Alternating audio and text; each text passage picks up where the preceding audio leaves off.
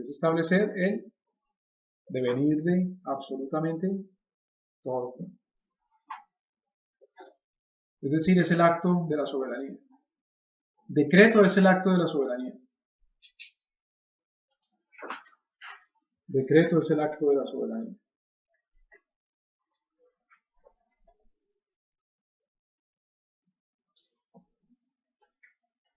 Decreto es el acto de soberanía. Ahora,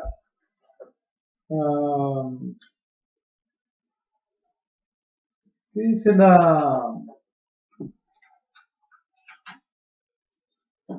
dice la confesión de Westminster, o el catecismo? El catecismo de Westminster. Dice que el decreto divino es el propósito eterno según el consejo de su voluntad, en virtud del cual ha preordenado todo lo que pasa para su gloria. ¿Otra vez? Es el propósito eterno según el consejo de su voluntad, en virtud del cual Dios ha preordenado todo lo que pasa para su gloria.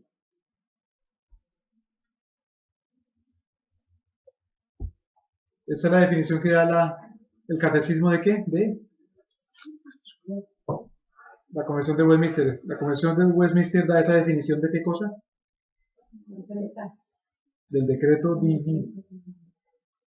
Decreto es el acto de la soberanía y decreto divino el acto de la soberanía divina. Y el acto de la soberanía divina es un propósito eterno. Cuando decimos propósito eterno queremos decir que no es un propósito del tiempo, porque es un propósito eterno. Acordémonos cuando vimos los atributos incomunicables de Dios. Decíamos que Dios es eterno. Ahora, ¿los seres humanos somos eternos? ¿El alma es eterna? El alma tiene un principio, por lo tanto el alma no es eterna. Para que sea verdaderamente eterna tiene que haber estado ahí cuando. No desde el principio, siempre. Siempre.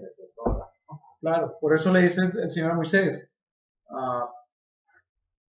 Cuando Moisés le dice aquí, ¿qué les diré que quién me ha enviado? Y el Señor les dice, diles que yo soy el que soy. Te he enviado. Y nuestro Señor le dice a los judíos, antes de Abraham yo soy. Entonces el propósito eterno tiene que ser un propósito que no le pertenezca al tiempo. Es un propósito, ese propósito no le pertenece entonces a la historia. Miren algo tan interesante. Cuando nosotros decimos, así tienen que ser las cosas y no asá, generalmente la gente le pregunta a uno, muéstreme cuándo en la historia ha sido así. Uno le dice a la gente, las cosas tienen que ser así y no asá. Uno le dice a la gente, mira, así es como Dios quiere que sean las cosas y por lo tanto no estoy conforme, no estamos contentos, no estamos gozosos hasta no ver la realidad a la medida como Dios la ha establecido. La gente le pregunta a uno, ¿y cuándo ha pasado eso? ¿Cuándo ha sido en la historia? Nosotros no estamos contentos hasta que no veamos qué es la historia.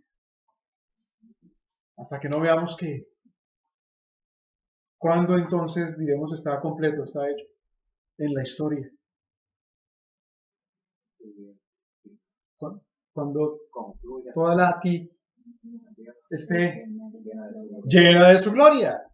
Entonces la gente le dice, pero un momento, ¿qué quiere decir eso que la tierra esté llena de su gloria? Bueno, pues que todo el mundo crea y confiese que Jesucristo es el Señor. Y le preguntan a uno, pero eso no se puede. ¿Y por qué no se puede? Pues porque eso cuando ha sucedido en la historia. Muéstreme una época, un acontecimiento cuando eso haya sucedido. ¿Qué es lo que están concibiendo? Que lo que está decretado, que la tierra sea llena de su gloria, tiene que ser desde el tiempo, desde la historia misma, y no es un decreto divino que es eterno.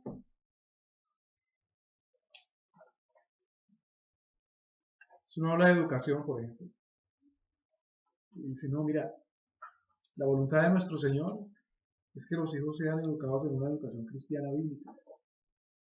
Si no, a eso no se le puede llamar educación. Mucha gente le pregunta a uno, muéstreme en la historia cuándo ha sido que absolutamente todos los niños tengan que ser educados en una educación cristiana. Entonces, si uno cae en el juego, si uno entra a bailar en la música que le toca al mundo, entonces dice uno, sí, tiene razón, a ver, déjeme, en este siglo, en el pasado, hace 2, hace 3, sería que en Suiza, en Escocia, en Inglaterra, qué sé yo, pero no va al decreto divino. Vamos un momento a Romanos capítulo 11.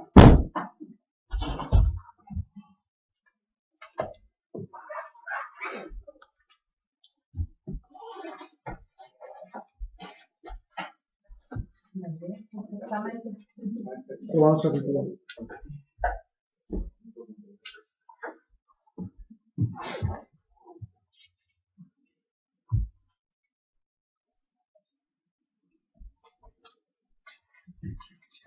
Por ejemplo, aquí encontramos un decreto impresionante con respecto al mundo entero.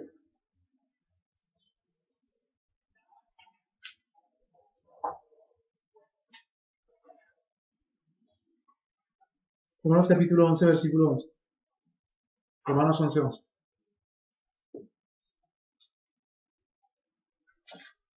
Alguien léalo con buena voz y en voz alta, por favor. Léalo con buena ortografía. Digo pues, ¿han tropezado para que cayesen? De ninguna manera. ¿De quién está hablando Pablo? ¿Qué Israel? Específicamente, ¿qué Israel? ¿El Israel de Dios, el pueblo de Dios? ¿O específicamente qué Israel? No. ¿El Israel qué? Étnico. Étnico. ¿Cómo hace el Israel étnico? Los hebreos. Básicamente los descendientes genéticos de Abraham. No Abraham, perdón, de Isaac. ¿Perdón? El Israel geográfico.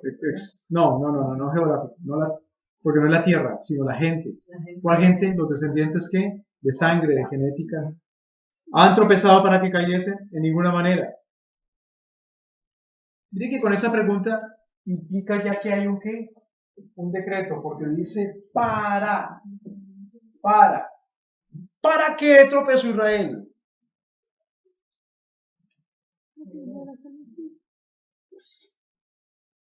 ¿Para qué sucedió ese hecho, ahora sí, en la historia, de que Israel hubiera crucificado a su Mesías?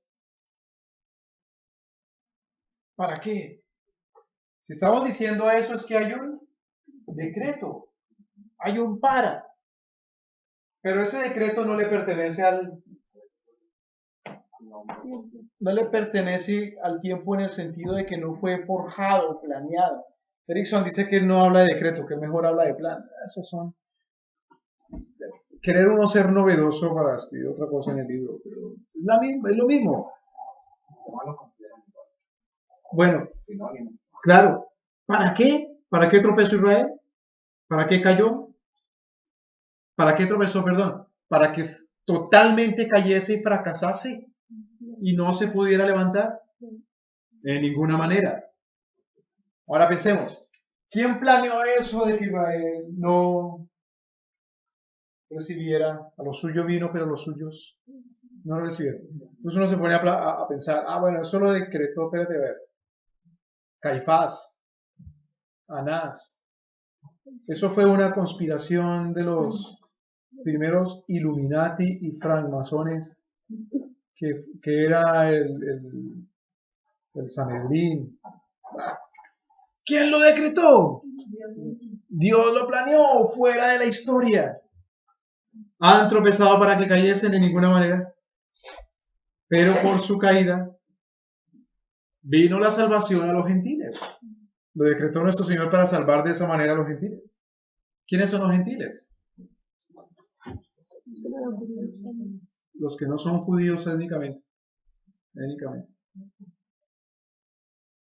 Para provocarles a celos. Y si la caída de ellos es la riqueza del mundo y el menoscabo de ellos, mire qué cosa, ¿no? Nuestro Señor decretó que su caída, es decir, el rechazo que ellos hicieron de su Mesías, fuera la riqueza del mundo. Pero ahí no termina el decreto en cuanto a eso. ¿Cuánto más la plenitud de ellos? ¿La plenitud de quién?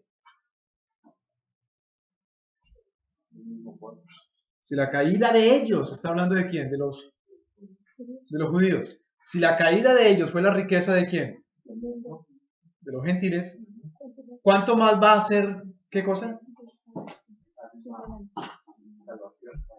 No. ¿Cuánto más va a ser qué cosa de ellos? A ver, concentremos. Estamos muy elevados hoy. Concentremos.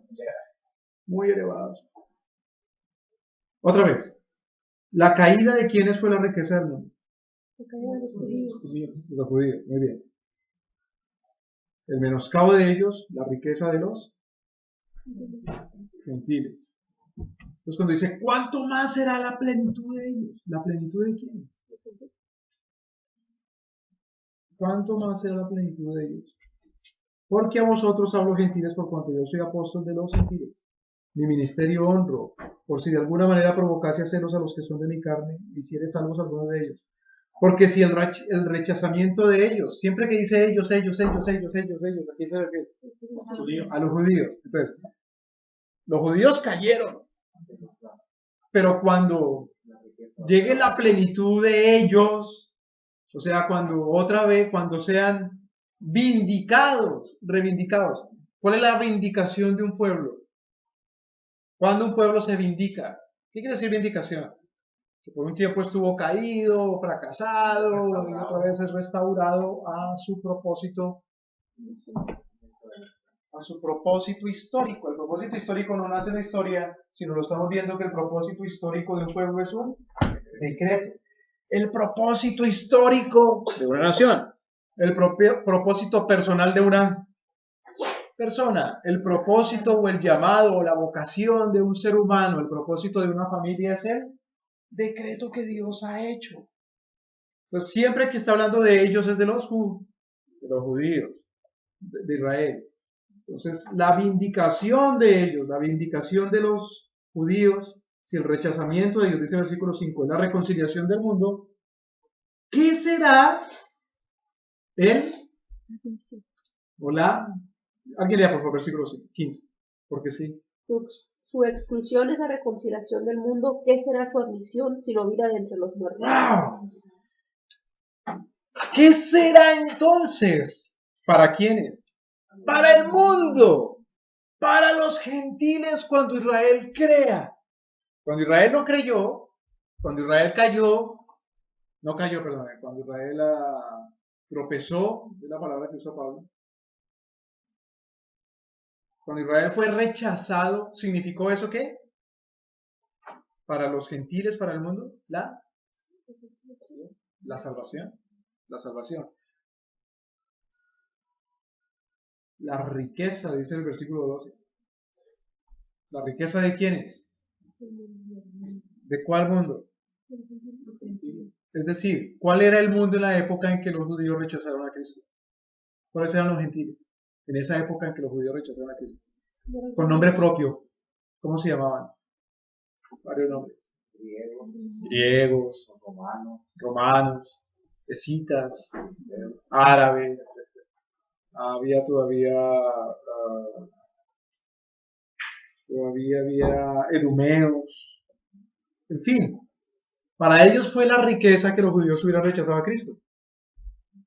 Ahora, después de ellos, godos, visigodos, ostrogodos, lombardos, los que invadieron el Imperio Romano, ¿no?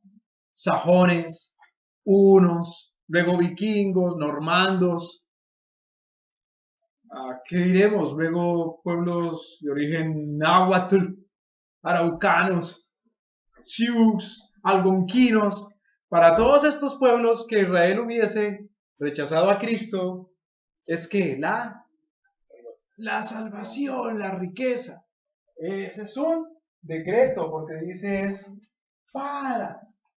Y ese decreto no se escribió, nadie lo concibió en la historia para que lo hiciese, para que se hiciese y fuese llevado a cabo. ¿Me debe entender? Pero fíjense que el decreto continúa. Dice, ¿cuánto más será entonces? Ahora sí, el versículo 15, porque si el rechazamiento de ellos es la reconciliación del mundo. ¿Cuánto será o qué será? ¿Qué cosa? La misión. ¿Su admisión de quiénes? Los gentiles. No, los gentiles ya han sido admitidos. Los gentiles ya han sido enriquecidos.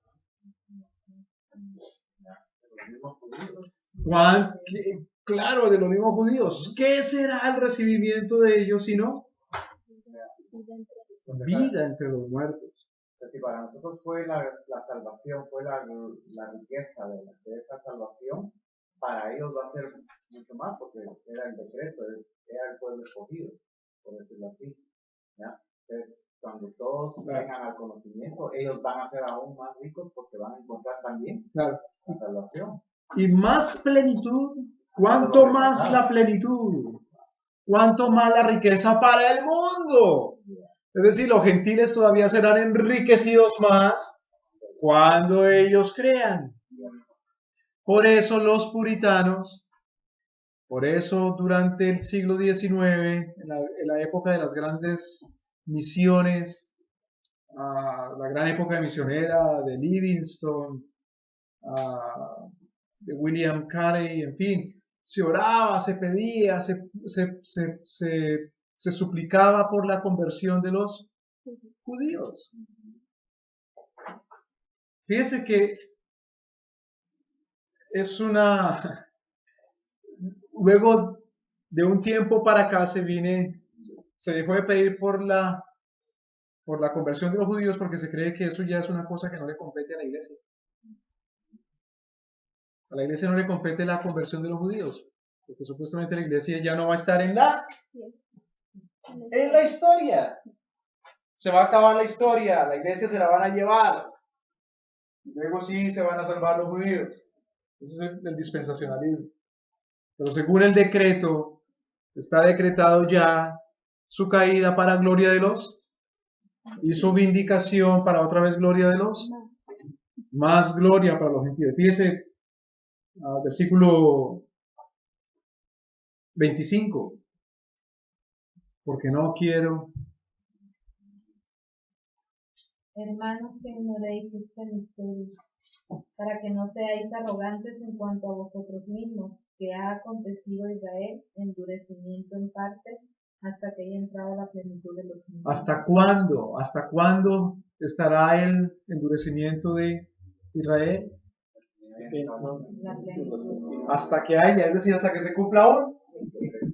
Porque ¿quién sabe cuál es la plenitud de los gentiles? Solo Dios nuestro Señor sabe la circunstancia, el tiempo, el lugar, absolutamente todo, el número. Es un decreto. Y es un decreto entonces que no le pertenece como origen, como decretado, como soberano al tiempo ni a la historia. Es para que tenga lugar en la historia, para que tenga lugar en el tiempo. Pero el origen no es histórico, sino que el origen es eterno. Ha acontecido a Israel endurecimiento. ¿Hasta cuándo? Hasta que ha entrado la plenitud. Hasta que el último que ha de creer de los gentiles crea. Por eso otra vez, los puritanos y durante la gran era de las misiones se oraba para la conversión de las naciones, para que entonces Israel fuera salvo. La gente oraba, la gente pedía y la gente suplicaba. Déjeme contar una anécdota. Por ejemplo, cuando William Carey, para ganarse la vida, también era profesor de una escuela. Y contaban sus alumnos que en la clase de geografía abría el mapa y les mostraba los continentes y las naciones, y de repente comenzaba a sollozar, a llorar, y a mostrar con el dedo y decir, y aquí son paganos, y aquí paganos, y aquí paganos, y aquí no conocen a Cristo, ni aquí. Porque él entendía que todavía no había llegado la plenitud de los. Pues nosotros los cristianos no estamos contentos hasta que ¿qué? Hasta que se cumplan los. A nosotros no nos sirve de nada eso de la teología sistemática, de decir, sí, Dios decreta todo, ya no, vamos. Y eso no produce absolutamente nada en el corazón. Primero nos humillamos ante el Señor, porque nosotros no somos los que decretamos. Pero segundo nos humillamos ante el Señor a su decreto y le suplicamos que su decreto venga. Venga tú, Reino, hágase tu decreto. Hágase tu voluntad en la tierra como en el cielo. Hágase tu decreto. De la plenitud de los versículo 26. Romanos 11, 26. Y luego todo Israel será salvo como está escrito. Será, miren, la afirmación de Pablo es categórica, es indudable, indubitable, es sí, categórica. Categórica quiere decir así debe ser. No hay duda, no hay duda. Todo Israel será salvo. Como está escrito, visita a Isaías, de Sión vendrá el libertador. Que apartará de Jacob la impiedad. Y este será mi pacto con ellos cuando yo quite sus pecados. Claro, Eso dice Jacob, es Israel, ¿no? claro. Claro, porque cuando Jacob peleó con el ángel le cambiaron el nombre. Y Jacob tuvo los 12 hijos de los cuales desciende el Israel del mismo. Ahora, eso no hace parte de los decretos, pero uno tiene que tener entre judíos, israelitas, judíos, Israel y hebreos. Son tres cosas distintas. Judaísmo es la religión. Israelita es la nación, la nacionalidad. Israelita. Israel es el pueblo del pacto. Y hebreo entonces sí se refiere a la etnia, a la sangre. Ahora, preguntémonos nosotros. ¿Somos nosotros judíos de la religión judía esa que desconoce al Mesías? No. No somos de esos judíos. Segundo, ¿somos israelitas de la nacionalidad esa? No. Unos son mexicanos, otros son americanos, otros son españoles, otros, en fin. Tercero, ¿somos Israel del pacto? Por supuesto que sí. Cuarto, ¿somos hebreos? Unos sí y otros no, quién sabe.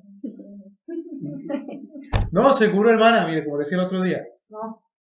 Si por ahí tiene apellido Ríos, Piedras, Montaña, Corona, Rojas, Mesa, León, seguro que tiene sangre judía sefardita. Escobar, Casas, La Verde, Pontevedra, Castillo,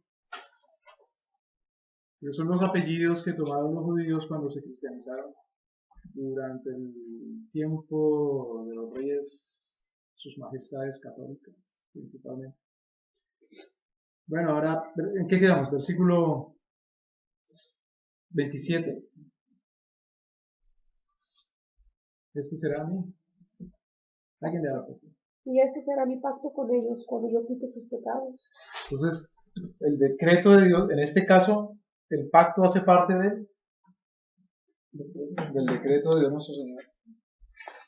El pacto hace parte del decreto de nuestro Señor. Y en eso no hacen énfasis los teólogos, hombre. Qué cosa tan importante.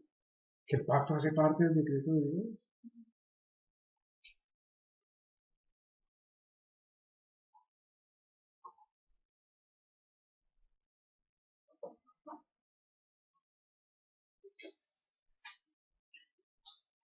¿Qué podemos decir en cuanto al decreto entonces? Miremos desde el versículo 32.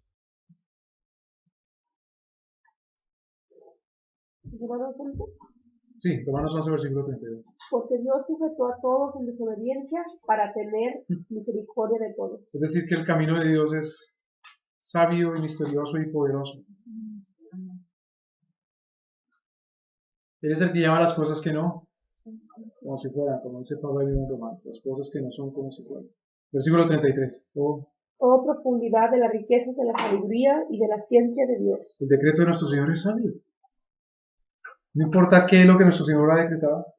El decreto de Dios no pelea, no es antagónico, no está en lucha en contra de los mismos atributos incomunicables y comunicables de nuestro Señor. Acuérdense, los atributos comunicables de Dios. Por ejemplo, sus atributos morales: es justo, es sabio, es bueno, es misericordioso, es paciente, es amoroso. Los decretos de Dios, por muy a veces, no los decretos, sino, aunque a veces los decretos de Dios nos desconciertan, no por eso dejan de ser sabios. El que se desconcierta es uno, no Dios. Porque, Como claro, dice, porque Dios sujetó a todos en desobediencia a su camión por parte de su decreto. por supuesto.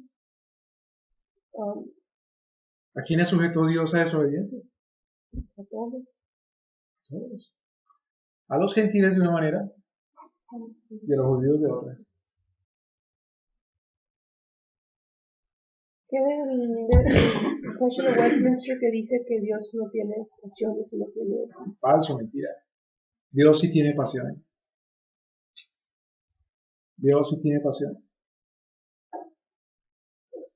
Cuando Jesucristo dice, o dice el Evangelio, que nuestro Señor vio la multitud como ovejas sin pastor, y entonces le dolió en su corazón. ¿Está hablando ahí como hombre? ¿Solamente? No, claro que no. Porque también ese pasaje es paralelo cuando el Señor ve el pecado sobre la tierra y decide enviar el diluvio y dice que le ¿qué? Le dolió en su corazón. Ahora alguien dice, no, es una manera de hablar antropomórfica, pero el dolor del corazón es real.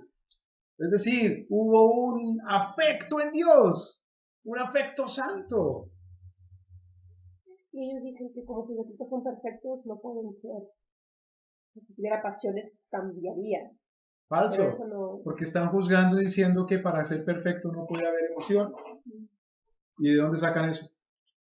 Para que algo sea perfecto tiene que ser divino, no sin emoción. Como somos hechos a semejanza e imagen, no podemos decir que no tiene sentimientos.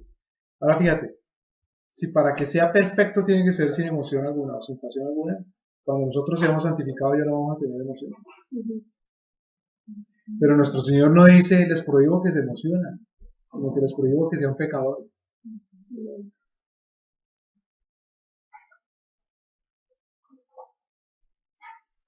Siempre nos llega, tenemos que regocijarnos. Tenemos que regocijarnos. Y nuestro Señor se regocija. Por ejemplo, dice en el libro de Sofonías que Él se calla de qué. ¿Y de qué más? De gozo. Él callará de amor y se gozará sobre ti con alegría. Entonces, no solamente se goza, sino que pues si se goza es con alegría, no se va a gozar con aburrimiento. Entonces, en Dios hay afectos y son perfectos. Lejos de decir que Dios no tiene pasión, hay que decir es que debemos tener los afectos de Dios. Pero claro, uno no puede ser divino, eso es solamente de nuestro Señor. Uno lo que es humano, pero lo humano no está en guerra contra lo divino, sino lo que está en guerra es la carne contra el espíritu. Y la carne no se refiere a lo humano, al alma y a lo que agarró nuestro Señor y sopló al polvo, sino carne se refiere a las concupiscencias. Claro que a veces la palabra concupiscencia se traduce como pasión, pero también la palabra en griego es epitumia, epitumea. Esa palabra epitumea también la usa nuestro Señor Jesucristo cuando dice, ¿cuánto quise participar de esta cena con vosotros? Dice, ¿cuánto epitumea comer esta cena con vosotros? ¿Cuánta pasión? No está diciéndolo, sino cuánta concupiscencia. Porque epitumea quiere decir un deseo intenso, ardiente, que es irresistible. Cuando ese deseo ardiente surge de el corazón irredento, entonces, ¿qué resulta? Lo que dice nuestro Señor. Del corazón salen los malos pensamientos, los asesinatos, las malas palabras, todo lo malo, todos los pecados salen del corazón. Entonces la epitumea cuando sale del corazón, malo. La epitumea cuando sale del corazón bueno, como el de Cristo, dice él, ¿cuántos deseos?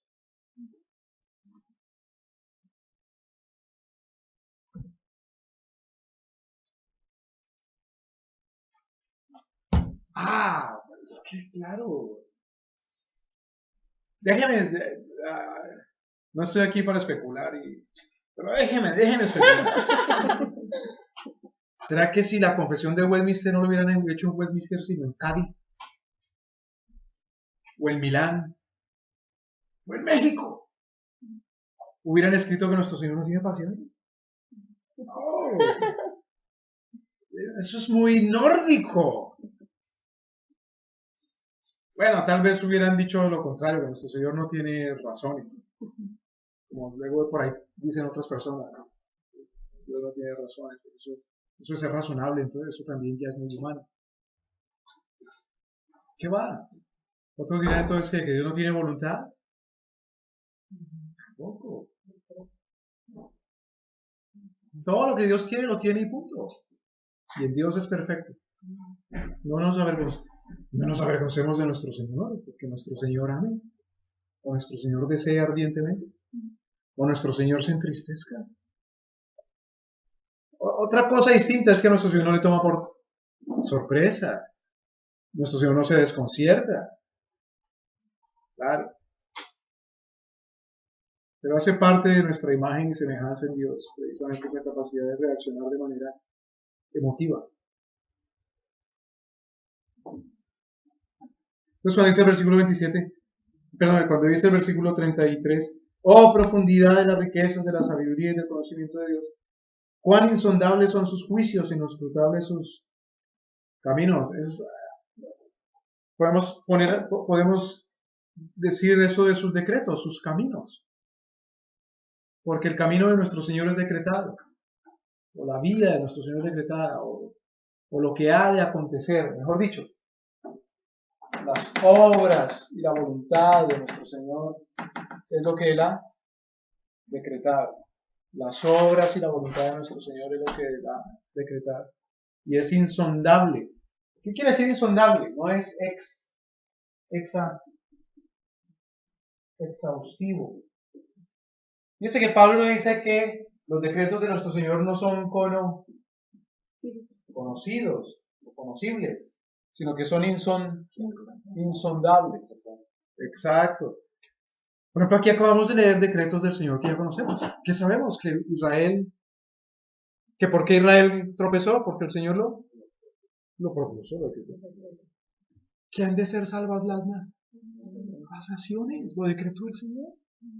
Esa es la plenitud de los gentiles. Que ha de ser salvo Israel.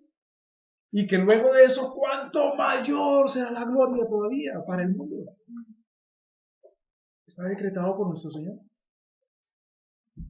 Pero los decretos de nuestro Señor no son desconocidos, sino que no son, para nosotros exhaustivos.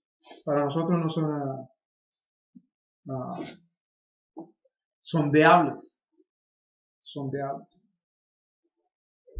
Versículo 34, porque ¿quién? Cuidado, hay personas que creen que cuando dice así Pablo, quiere decir que no se puede entender absolutamente nada de la voluntad divina. Si no podemos entender la voluntad divina, no podemos hacer lo que Él quiere. Otra vez Pablo está hablando de lo exhaustivo. Estaba viendo a propósito la película de Rey David, de Richard Gere, que hace 1985. Mala esa película. Los diálogos. Hay algunas cosas buenas. Los diálogos malos. Eso parece que lo hubieran escrito, bueno, aparece como que lo escribieron los jesuitas, los humanistas y los tomistas. Dios es un Dios prácticamente desconocido. Es una locura la voluntad de Dios, lo que Dios pide, y no se puede conocer. Versículo 34, porque la segunda parte. ¿Quién entendió la mente del Señor? El segundo, ¿quién? ¿Por qué nuestro Señor decreta? ¿Por qué alguien lo aconseja? No, primeramente no hay nadie. Porque el decreto es el tiempo en la historia, el decreto es anterior. Claro, anterior al tiempo y a la historia. Segundo, por la misma divinidad, deidad de nuestro Señor, no hay quien sea capaz de aconsejarle o de persuadirle. ¿Qué diría nuestro Señor? Veo esto en los gentiles y veo aquello otro en los judíos. Entonces, con base en lo que veo en los gentiles y con base en lo que veo en los judíos, voy a... ¿Eso dijo nuestro Señor? No. Porque nadie lo persuadió. Con base en mi decreto, exactamente, con base en mi decreto, exactamente. Con base en mi decreto. Versículo 35, ¿quién? Para que le sea... Que le puede ser recompensado. Pues el decreto de nuestro Señor no es un pago que le da a alguien. Está pagando nuestro Señor favores porque decretó que los gentiles fueran enriquecidos por la caída de los... ¿Qué? Nuestro Señor decretó que los gentiles fueran enriquecidos por la caída de ¿quién? De los judíos. Entonces nuestro Señor dijo, bueno, eso lo hago así para pagarle a los gentiles un favor. Nada. Nuestro Señor no nos paga nada para haber decretado. ¡Cuidado! Nuestro Señor decreta su pacto, ¿verdad? Y si el pacto dice, si haces X, entonces Y, con la tautología, X, entonces Y, eso hace parte del pacto, es decir, del decreto. No es que el Señor decreta pagarle a Y según la obra de X, porque decreta con base en X, sino que decreta el pacto, y del pacto se deriva que si X, entonces Y. ¿Me deben entender, hermanos? Del pacto se deriva. Por ejemplo, si leemos Deuteronomio capítulo 28, Deuteronomio capítulo 28, y lo contrastamos con Romanos capítulo 11, Deuteronomio capítulo 28. Entonces, Romanos capítulo 11 dice, versículo 35, ¿quién le dio a él? ¿Quién le dio a Dios qué? Primero, para que le sea recompensado. Tengamos eso en muy mente. ¿Quién le dio a Dios primero para que Dios le recompense? Ok, ahora, capítulo 28, versículo 1. Acontecerá que si oyeres atentamente la voz de Jehová tu Dios para guardar y poner por obra todos sus mandamientos que yo te prescribo, hoy también Jehová tu Dios te exaltará sobre todas las naciones de la tierra. Entonces Dios hizo ahí un decreto con base en la supuesta fidelidad que alguien pueda tener para recompensarle. No, porque si no está violando lo que dice Romanos capítulo 11, versículo 35. ¿Me voy a entender? Sino que nuestro Señor decretó primero el mandamiento, el pacto, la promesa y la advertencia. En este caso. ¿Me explico? Ahora, ahí mismo, Deuteronomio capítulo 28, versículo 15. Y será... Acontecerá si no oyeres la voz de Jehová tu Dios para procurar cumplir todos sus mandamientos y sus estatutos, yo te intimo hoy, que vendrán sobre ti todas estas maldiciones y te alcanzarán. Claro. Entonces, nuestro Señor no decreta con el ánimo de que está recompensando a nadie, sino que el Señor decreta que en su pacto, si X, entonces Y. Si X, entonces Y, ¿qué quiere decir? Sí, claro, si obediencia, entonces bendición. Sí, no. Obediencia. Entonces, maldición. Si X, entonces Y. Eso está decretado ya desde antes. ¿Me explico? Ahora, vamos al libro de Josué. Josué. Luego otros que dicen, ¿cómo se llama? Luego del progreso. ¿De la cruz? No, ¿De los P?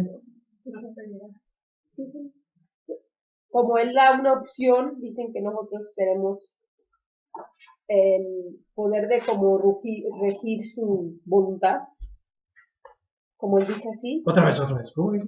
como siempre da como una opción, o sea, si haces esto, te hago esto. Entonces ellos casi como dicen que como nosotros tenemos esa opción, que nosotros somos también partes de su plan, como podemos nosotros cambiarlo de una manera. Ah, bueno, entonces vamos a Deuteronomio capítulo... Josué capítulo 24.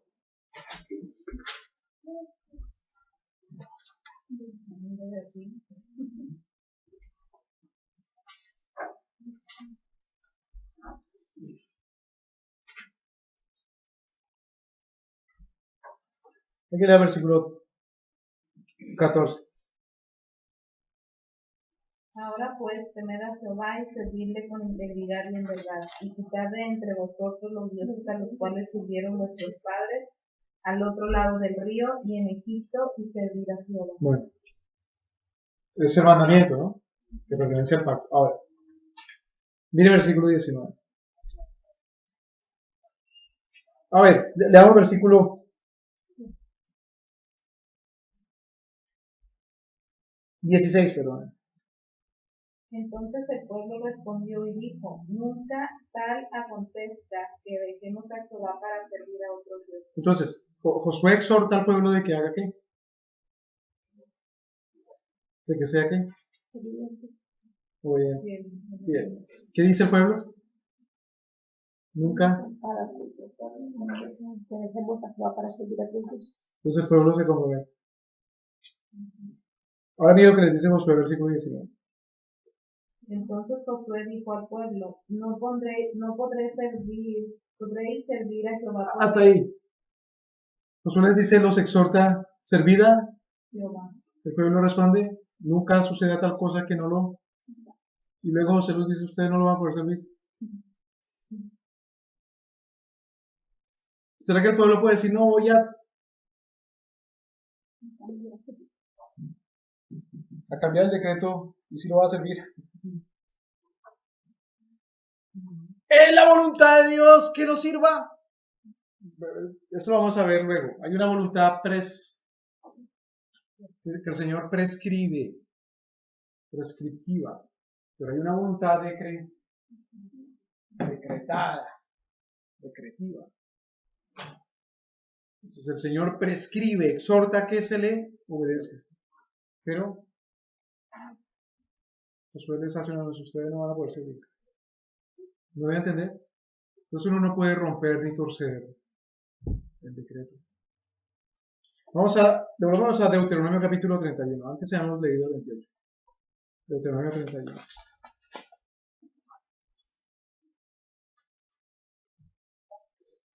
Versículo 16. ¿Cómo sabía Josué que el pueblo no podía? ¿Verdad? Vamos a ver acá. Deuteronomio capítulo 31, versículo 16. ¿Alguien le da? Y Jehová dijo a Moisés, he aquí, tú vas a dormir con tus padres. ¿Cómo? O sea, Josué era un niño chiquito que le gustaba dormir con el papá y la mamá. ¿Qué quiere decir eso? Que iba a ser rebelde. Que iba a cometer adulterio. ¿Iba a ser rebelde? Si iba a dormir con sus padres, iba a morir. Oh, morir. ¿Qué va a morir? Iba a morir. ¿Qué va a morir? ¿Tú vas a dormir con tus padres? Sí. Este pueblo se levantará y fornicará tras los dioses ajenos de la tierra, donde va a estar en medio de ella. ¿Cómo sabía Josué que el pueblo, a pesar de que había dicho, nunca tal acontezca que no sirvamos a Jehová? Josué lo sabía porque Dios les había contado su. Y aún así, Josué tiene la obligación de decirles que obedezcan y sirvan, porque la voluntad X, entonces Y. Es decir, tiene que predicar, tiene que exhortar. ¿Me voy a entender? Fíjese que no pertenece al tiempo ni a la historia que se cumpla el decreto. Uno entonces no puede cumplir el decreto de su propia salvación. Cuando la gente dice, porque usted dijo esto y esto y esto, entonces Dios hace un decreto y lo salva. ¿Me doy a entender, hermanos? ¿Cómo debe tratar uno a sus hijos entonces?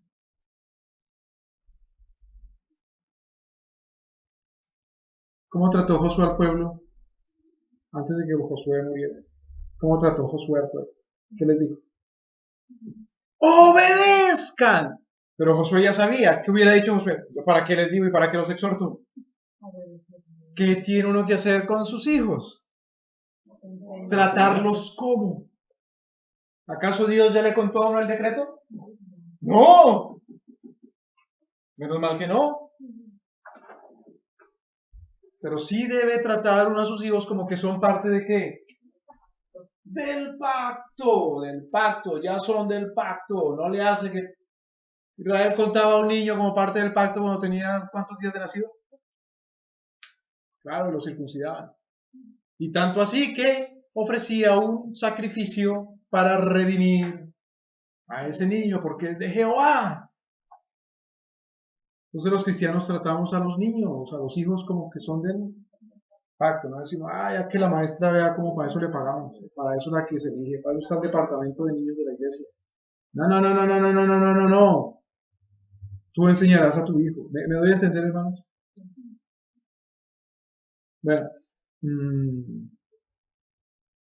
volvamos a... La misma idea, por ejemplo, ayer presentamos a Lina.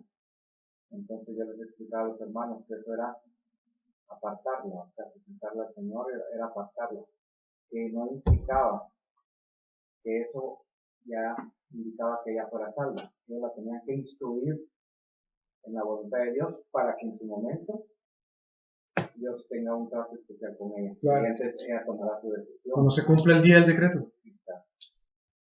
Cuando llegue la plenitud, como Pablo hablaba de los gentiles y de los judíos, llegue la plenitud. Cuando llegue la plenitud para cada uno. Cuando llegue el tiempo. Que se cumpla el decreto de nuestro Señor en la eternidad. Entonces, otra vez volvamos a Romanos capítulo ¿qué? Romanos. ¿Qué era?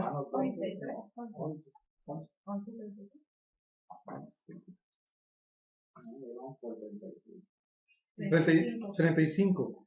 ¿Quién le dio primero a? Dios, para que le sea recompensado.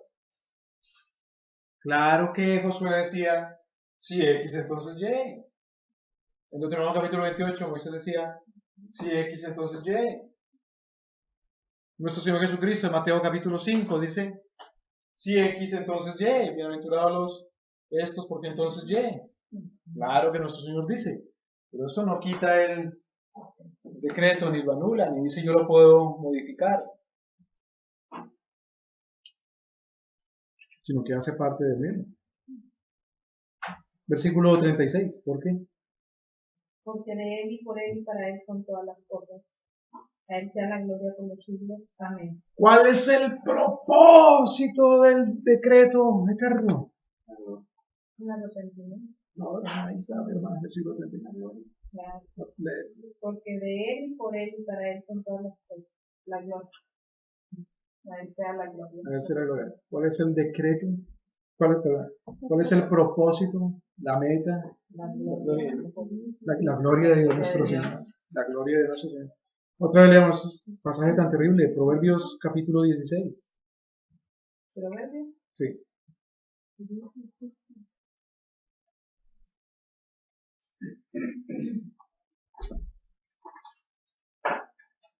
Versículo 4. Todas las cosas ha hecho Jehová para sí mismo, y aún al impío para el día malo. Ahora el impío para el mal. ¿Cuál es el propósito del impío y malo? No es el día malo, no es el día malo, sino la gloria de Dios, porque dice para sí mismo. ¿Me entender? 16. Entonces, dice Berco, los decretos son la obra de Dios en la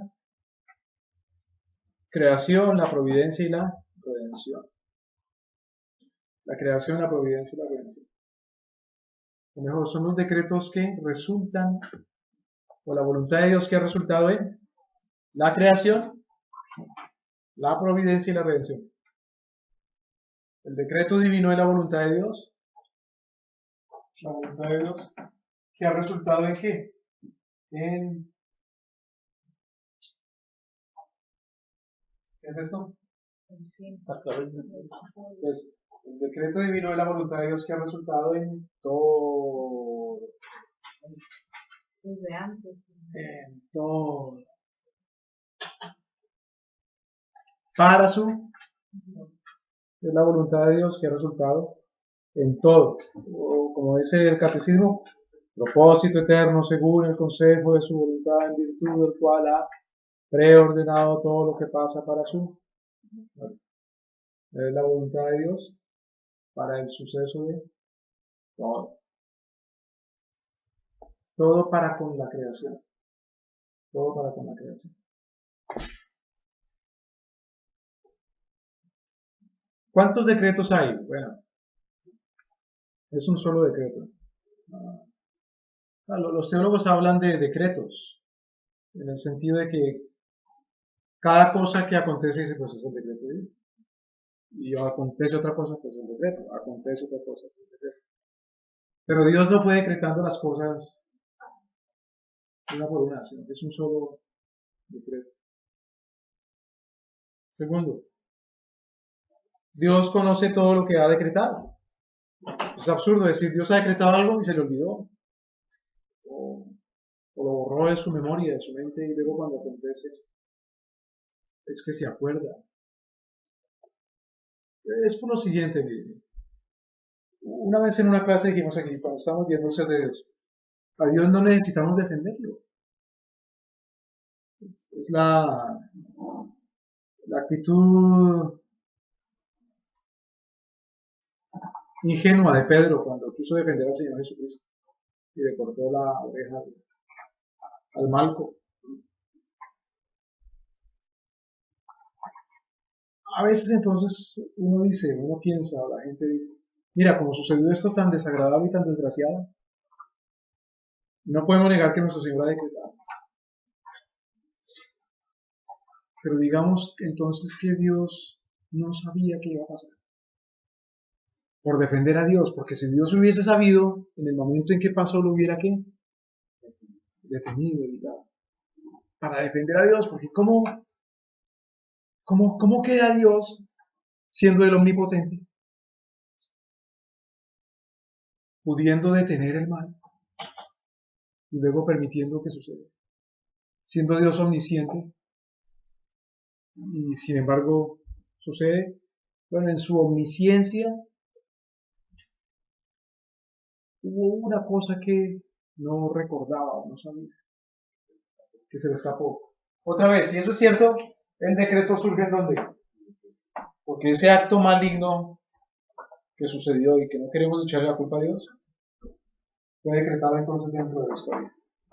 O si lo decretó Dios desde la eternidad se le olvidó, pero entonces otra vez decimos una cosa absurda, a Dios no se le puede olvidar.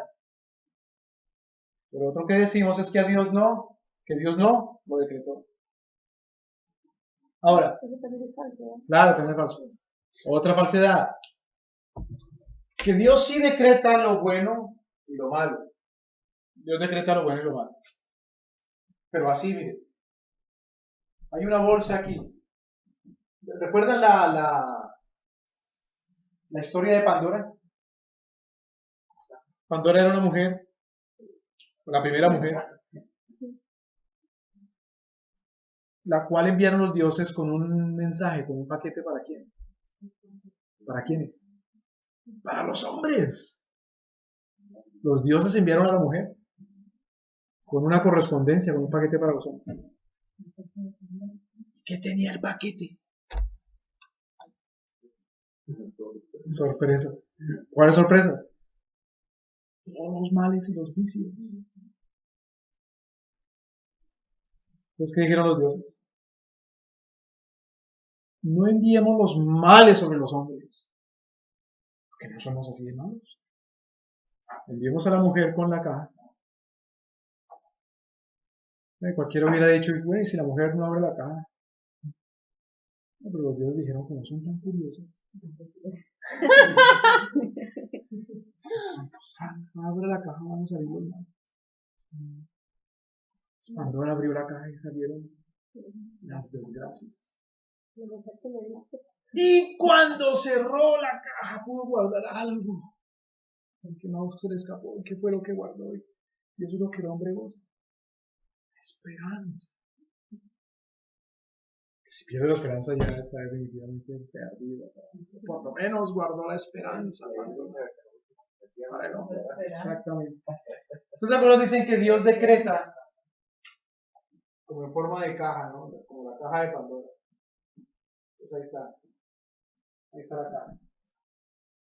Y en la caja hay de todo. Hay bueno y malo. Y es algo así como que aquí está la caja, ¿no? Y al que le caiga lo bueno y lo malo, y en ese sentido Dios decreta tanto lo bueno como lo malo. No podemos decir que específicamente a este lo malo y específicamente a este lo bueno. ¿Eso es verdad?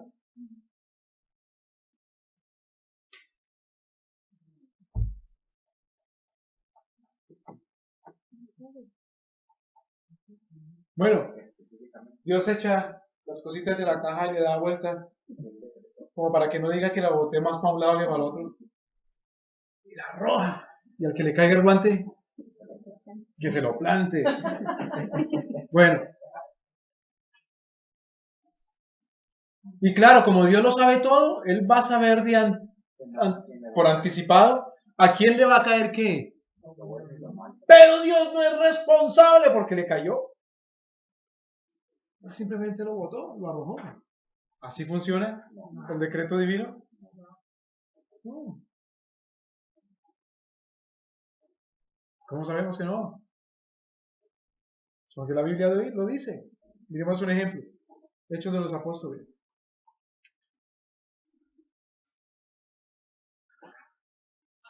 Capítulo 1.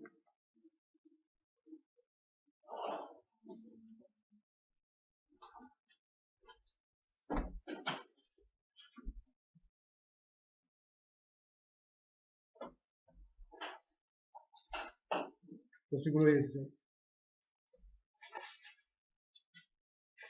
Veamos desde el versículo 15 para entender el contexto. ¿Quién habla acá?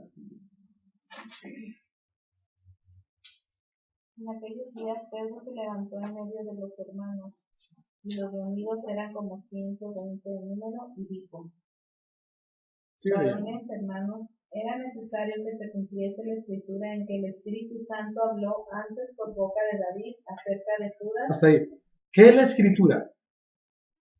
La palabra de Dios. La palabra de Dios es su ley, es su decreto. Si la escritura es meramente un libro que no es vivo, la escritura no tiene ninguna consecuencia. Pero la escritura tiene consecuencia, es decir, la escritura se cumple. Ahora, ¿de qué manera se cumple la escritura? ¿Al azar? ¿A quien le caiga?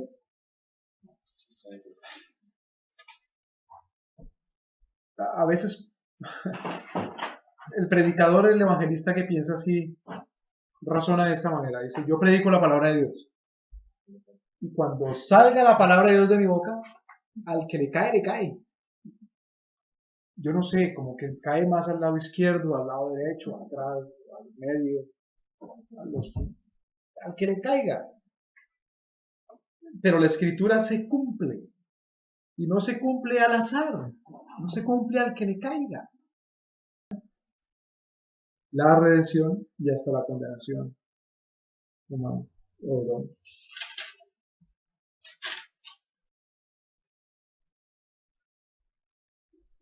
Ahora, claro, una cosa es el decreto y otra cosa es el acto mismo. Una cosa es el acto de Judas y otra cosa es que Dios decretó el acto de Judas. ¿Por qué es necesario aclarar eso? Porque nuestro Señor no decreta en el momento en que se realiza el acto. ¿Me explico? Sino que el acto ya es eterno, perdón, el decreto es eterno. Por lo tanto, es fundado en la sabiduría, en el poder, en la soberanía y en la eternidad de Dios. Otra vez, el decreto no contradice los atributos de Dios nuestro Señor. Es decir, es eterno el decreto, es inmutable el decreto mismo, es soberano el decreto mismo. Dice Berkov que es permisivo en cuanto al pecado. Él no se atreve a decir que el decreto hace eso, decretar el pecado. Sino usa la palabrita permisivo. Porque da duro decir que Dios decreta el pecado. Pero uno no, ¿cómo defiende uno a Dios? Al contrario, nos sometemos a Dios nuestro Señor.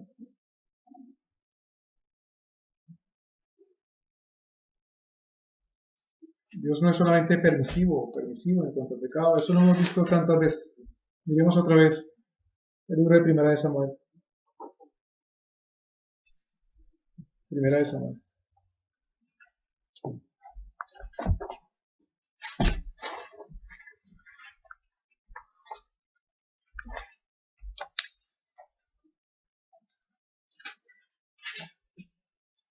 A ver. Es segunda de Samuel.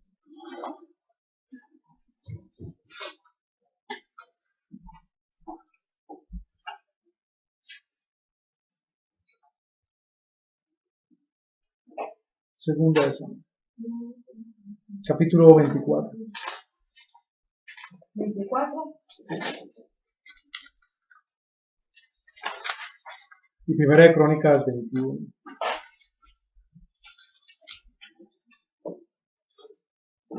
Y tengamos los dos pasajes en paralelo.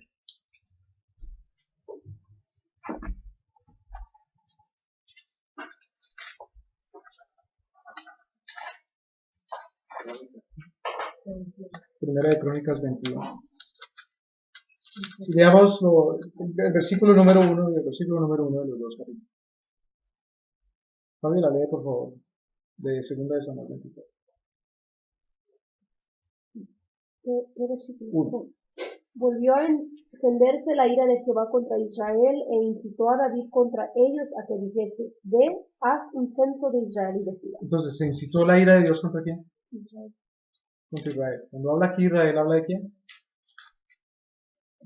¿Un señor que se llama Israel? La nación, el pueblo del pacto. La iglesia. Israel es la iglesia.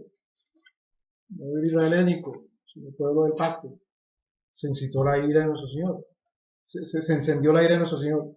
Pero mire qué cosa tan interesante. Para que nuestro Señor desatara su ira sobre el pueblo, ejecutó un plan. ¿Cuál fue el plan? ¿Incitar a quién? A David para que hiciera un. Es decir, para que cometiera un pecado. ¿Por qué es pecado censar al pueblo? Lo hemos dicho ya. ¿Por qué era pecado contar al pueblo? ¿Qué quería David saber? ¿Con cuántos? ¿Para qué? ¿Para la guerra? ¿Y para? Claro. Porque fue a contar a los hombres mayores de 20 años. Según la ley, un hombre no podía ir a la guerra si no tenía más de, pero tampoco podía pagar si no tenía más de 20 años. Claro, pagar el impuesto. Entonces, David está actuando aquí como un hombre estatista, imperialista, militarista. Él es el que controla la economía, él dice quién debe diezmar y quién no, en fin. Todo lo que el Señor les había anunciado en el 1 de Samuel capítulo 7 que haría un rey. Ahora, ese era, ahí leímos que, segundo Samuel. Ahora leamos 1 de Crónicas 21.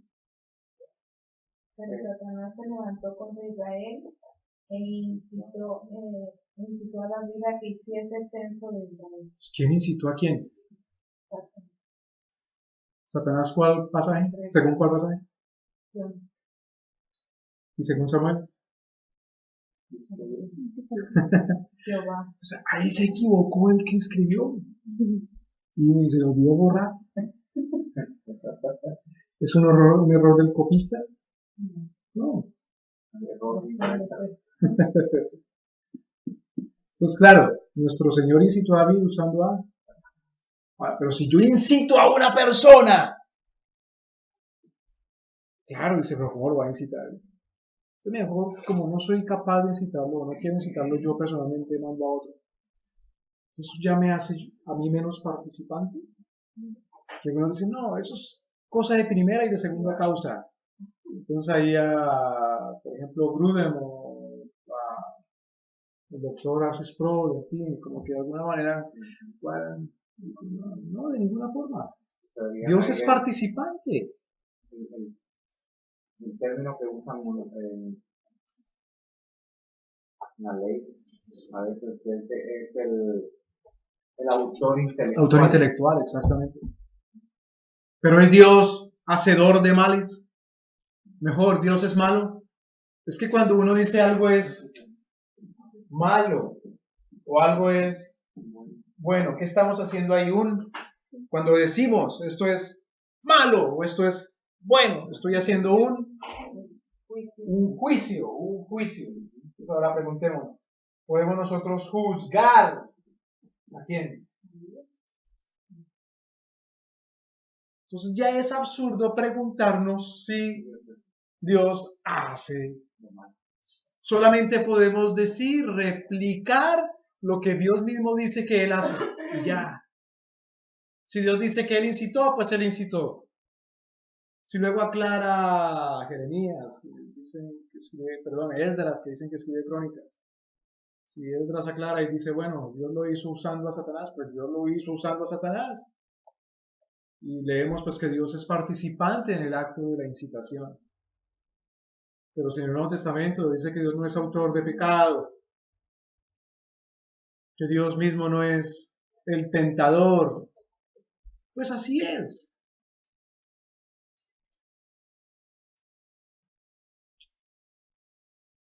Sino que Dios en su soberanía usa un medio, un agente, a alguien. Y eso no hace a Dios malo. Aunque la autoría del acto es divina y la concepción del acto. Y a eso le llamamos Él. Dios lo ha decretado, Dios lo ha concebido. Y no necesitamos defender al Señor. Había un filósofo llamado Leibniz. A propósito, Leibniz. Dicen que al mismo tiempo, o antes, no sé, Newton inventó esa rama de la matemática que se llama el cálculo. Cálculo diferencial, cálculo infinitesimal, cálculo integral. Leibniz fue el que salió con esa razón de que nuestro Señor decreta todas las cosas, pero como poniendo todo dentro de una caja y lanzando y al que le caiga. Erickson trata de tomar una explicación parecida, no tanto pero parecida. Pero no hay tal cosa. Nuestro Señor decreta absolutamente no solo cada cosa, sino cada cosa en cada momento, en cada circunstancia y en cada persona para su propósito.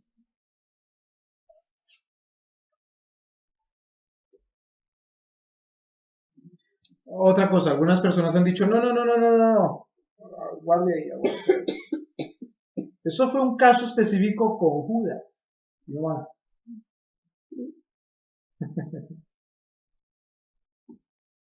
Eso es un caso específico con Judas, no. ¿Será? ¿Será? Miren la necedad. Porque si fue un caso específico con Judas, no fue un caso específico con Judas, sino que eso también implicó que había decretado que los otros 11 sí iban a creer en él. ¿Me explico? ¿Me van a entender?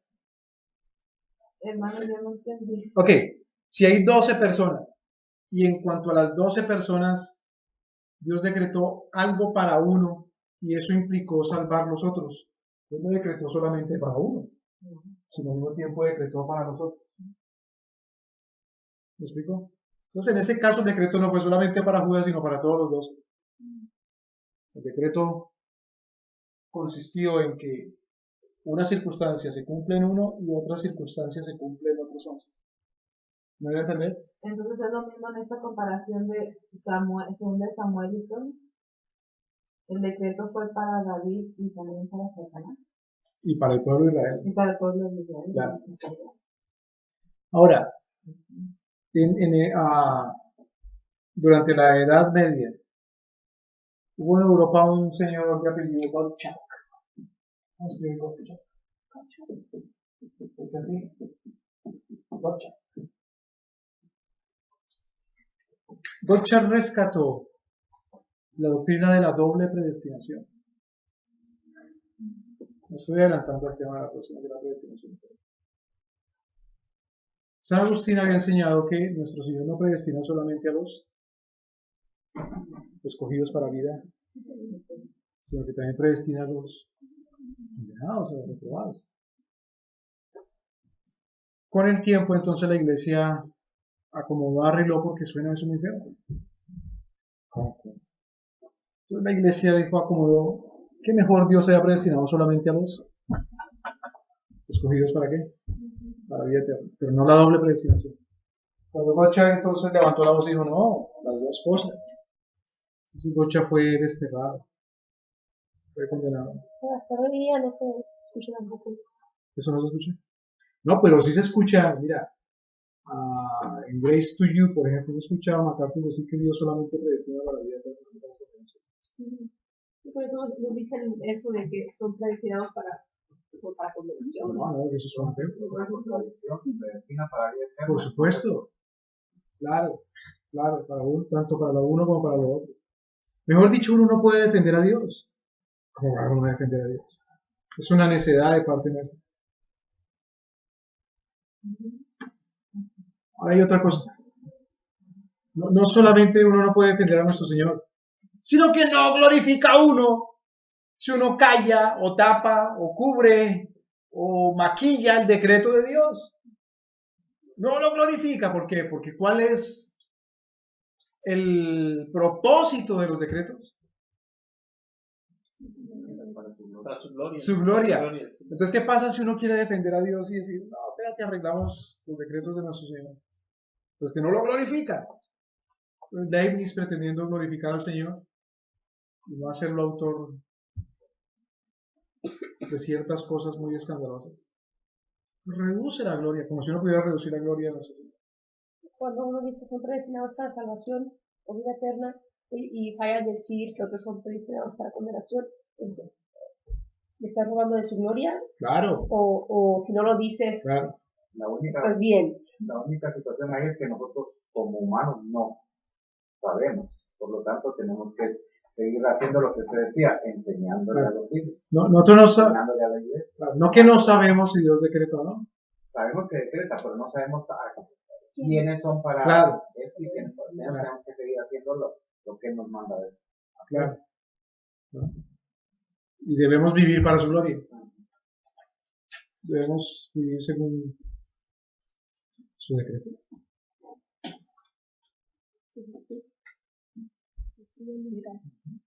No.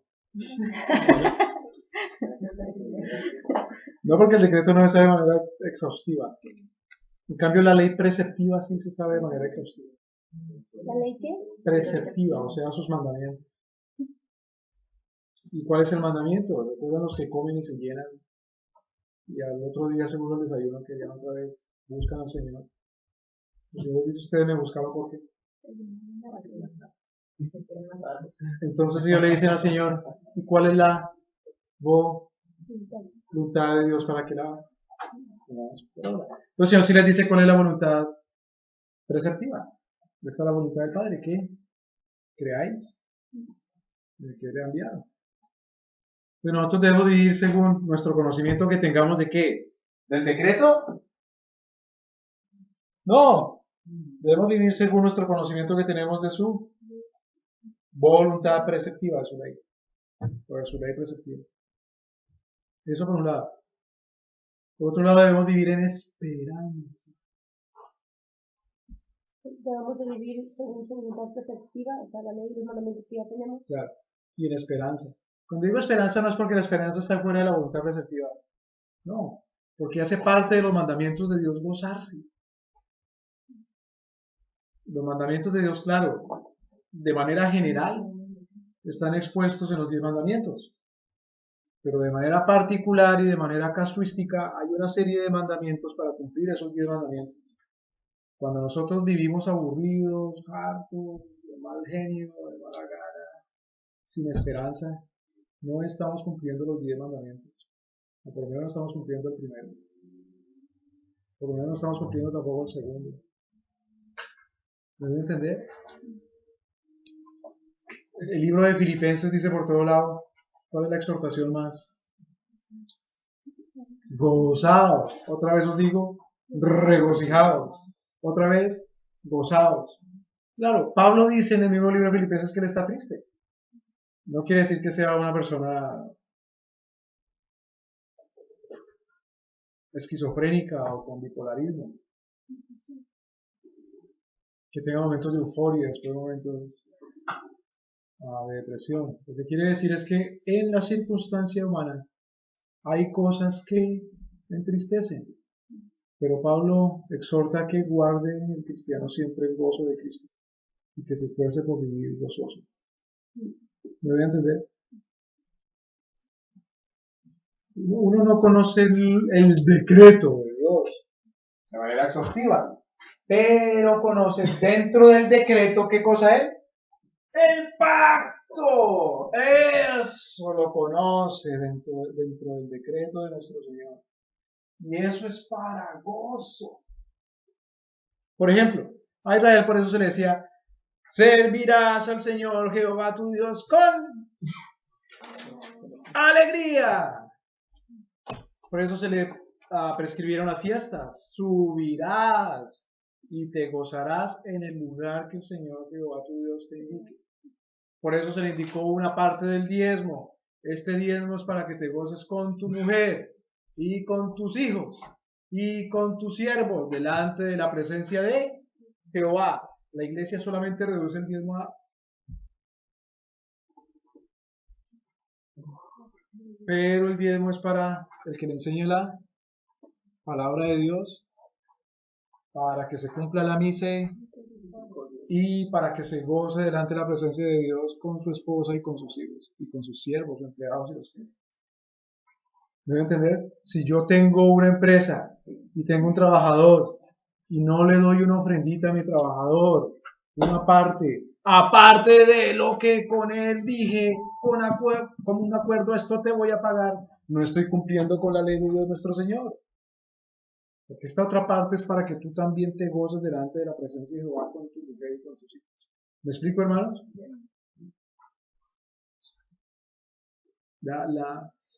Los diezmos no son para que bueno, me meto en programa, porque esa es la clase sobre el pacto. Pero sobre el pacto, ya sobre los decretos.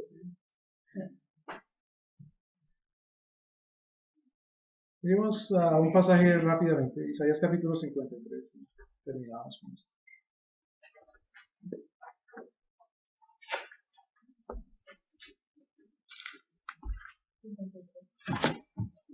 Entonces acordémonos, claro, nosotros no conocemos el pacto, pero lo que conocemos del pacto, en este caso, lo que no conocemos el decreto, pero lo que conocemos del decreto, que es el... Gocémonos. Este es el día que Jehová, gocémonos, sí.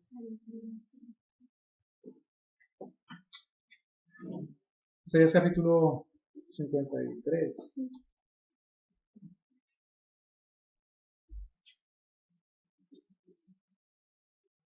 ¿Quién es el autor de la muerte de Cristo? Qué feo eso, ¿no? Que nuestro Señor